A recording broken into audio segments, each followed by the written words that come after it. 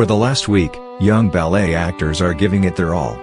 The world's biggest network of dancers, the Youth America Grand Prix, had accumulated the most promising names in ballet from around the world to work with masters to perfect their craft. The result? A 2-hour opus unfolding on the David H. Koch Theater stage, complete with plies, pirouettes, and pas de deux. The select group of supporters came from all around, performing alongside recognized dancers from the American Ballet Theater, Bolshoi Ballet, Dutch National Ballet, and Mariinsky Ballet, just to name a couple. Some dancers were just 5 years old. "I am in awe of this organization," the evening's host, Hoda Kotb, told the sold-out theater.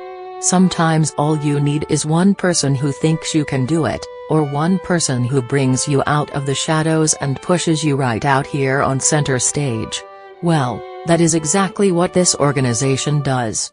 I've been watching the incredible dancers backstage, and they have just moved me to my core."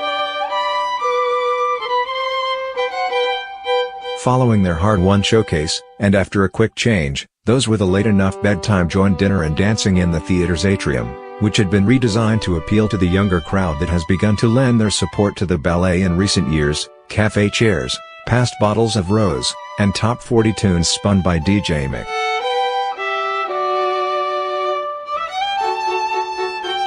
It was a vision brought to life by Marcella Guarino-Himmerwitz, who this year served as the events chair after supporting the Youth America Grand Prix for the past 10 years.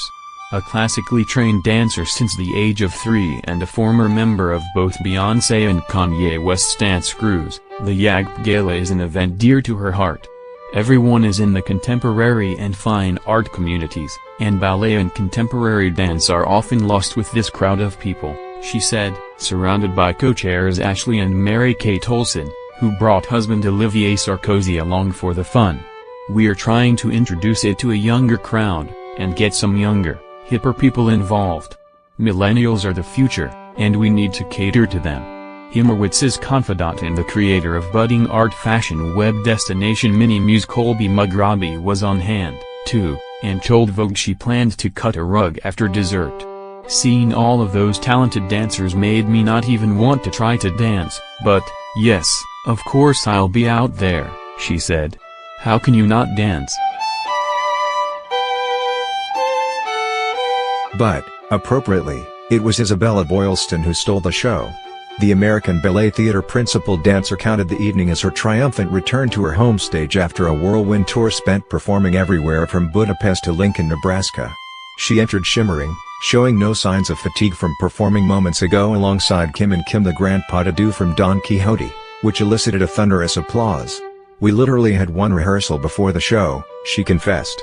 "He came straight from the plane, from Russia, to the studio. He's one of the best dancers in the world. That was a big reason why I agreed to do it with so little rehearsal." What's more, Boylston and her co-star are both alums of the Youth America Grand Prix competition.